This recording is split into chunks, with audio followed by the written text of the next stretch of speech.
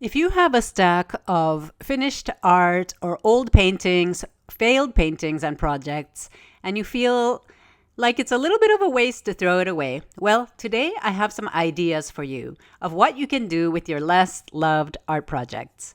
Welcome to Paper Cup Prayers, where I share my art projects that help me draw closer to God, to meditate, pray, and to focus on God's Word. As a creative Christian, the Bible comes alive to me when I make things with my hands. And using creativity, projects like paper cutting, art journaling, and mixed media, I just get so inspired and I want to share ideas with you as well. The first idea I have for you is to make a gift book for a loved one. It's something I have done on 2 occasions, for my mother's birthday and my father's birthday. And when my mother turned 70, I made this book. I have a lot of stash of old calendars and papers that I liked. And so I collected them together. Some of these are drawings that I made, and some of them are some patterns and designs we did with my children. And in this book, I just put it all together with encouraging Bible verses. You can never go wrong writing God's Word, because the Word of God is true and it speaks to the heart. And so when you give a gift to your loved one, it always is very meaningful and uplifting when God's Word is in there.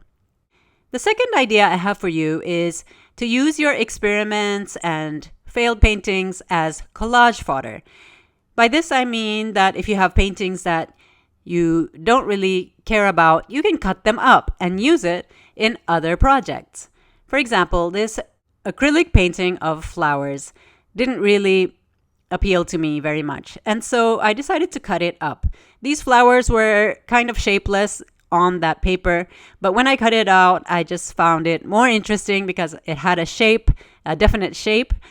And so I can use these flowers and stick them into my journaling projects, or I can photocopy them and use them for designs. There are many things you can do with this. I do have a stash of other things I've cut out from different projects, bits and pieces, which I can use anytime I want. Even the edges, the dark edges of this page, I can cut into shapes of leaves. I can use it for framing things. And the interesting thing when you do this is that you can move it around on a page and you can make a new composition. You can even make a new piece of artwork with this.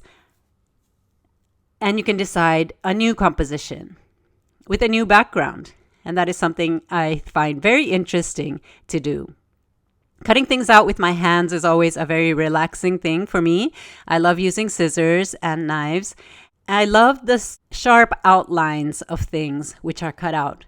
After I cut this out, I will put it in my box of scraps. In this box, I keep different scraps from different projects. In the future projects, I can choose what I like to use. The third idea I have for you is to make an inspiration board. Things that have colors that you like and designs that you like. You can use it and look at it and receive inspiration just by looking at it. I have different paper cut projects also that I like to put up on my wall. Sometimes I think that I should frame them, and I haven't framed these yet, but these are just pictures that I've put aside to put up on the wall because looking at the verses, looking at the picture can give me new ideas.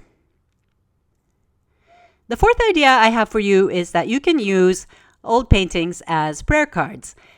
Usually, if you have one side that is blank and another side with the painting, you can use the back side of your painting to journal on, or to write prayers, or to write a Bible verse or something.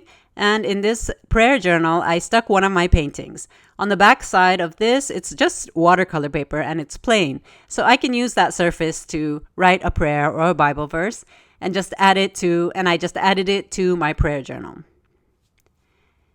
The fifth idea I have for you is to use your collage stash to cover up a box. I made this box for my index cards, and I write Bible verses that I'm memorizing on index cards. And so this box was just plain brown, not so attractive, before I stuck different things on it. So the collage paper that I stuck on top was just scraps from other projects while I was cutting, and I stuck them onto a sticker sheet on the sticky side, and it all just made a patterned paper like this. The strips that I'm placing is also from a painting, just the edges of a painting, and I thought I could put it as a border. And so everything can go to use in this way. And speaking of covering up things, this is also another idea that you can cover up a notebook. It was a plain notebook cover, and on it I just cut up pieces of my drawings and different bits and pieces from different drawings. I cut it up and covered this notebook. And in the back, I just used a little piece to cover up some logo or something that was on the back. And this was a ready-made notebook. Another thing you can do is I had a pile of A4 size watercolor papers that I was practicing on.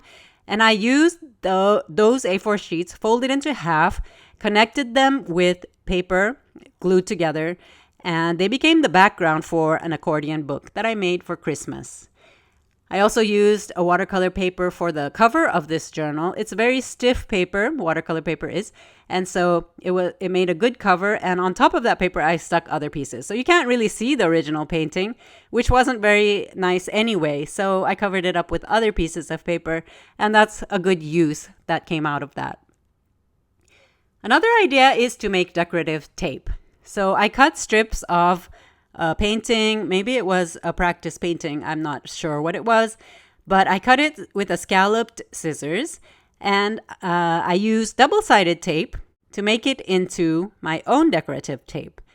The final idea I have for you is that you can collect all the works that you've done and put it inside a binder or in plastic sleeves. This way you can look back at your project and it'll give you ideas when you are not inspired. So I'm flipping through some old artwork. These are all made with different media. Some of them are paper cuts. Some of them are drawings and paintings that I made. Looking back at the work I've done in the past, it really inspires me. So I want to encourage you, don't throw away all the works that you have done if you're not happy with them. There's always a way that you can reuse and repurpose your art. Whatever you make, it's always something that will lead to something in the future. So I encourage you, don't get discouraged if your art isn't perfect. Keep on creating and making things and finding a different use for the things that you make. If you enjoy this channel, I hope you will subscribe and stay in touch by subscribing to my newsletter on Substack. Thank you for being here.